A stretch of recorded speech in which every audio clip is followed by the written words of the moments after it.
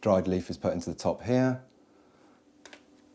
Shut like that, switch it on, and when it comes to temperature, then I simply am ready to inhale from here. For over 3 decades, Chris Cowan took cannabis illegally to manage his depression and PTSD. I mean, really it's potluck with the type of cannabis that you get when you're buying illicit cannabis. You don't know the quality or the strength of it, so there would be times where I would take the illicit cannabis and it would actually exacerbate my symptoms. Chris is now one of the 32,000 people in the UK who take medical cannabis. For a prescription, patients have to receive a medical diagnosis and show evidence that they've tried other treatments.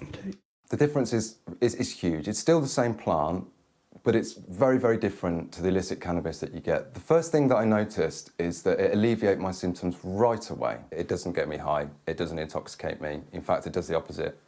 Research commissioned by Sapphire Medical Clinics, who specialise in cannabis treatments, suggests a quarter of the public are unaware that medical cannabis can be prescribed. 1.8 million people are treating themselves for a medically diagnosed condition with cannabis on the illicit market. I think that's just the figure itself is something that took us by surprise when we saw it.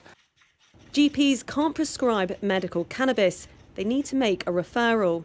But some are unconvinced that it can treat such wide-ranging conditions. It appears to work for those with intractable epilepsy, and it also appears to work for certain conditions in multiple sclerosis. But cannabis is now being proposed for a whole host of other conditions, from pain to anxiety to depression. So the main problem is that we need to get a research base. While medical cannabis may continue to be controversial, for patients like Chris, it's life-changing. Alice Porter, Sky News.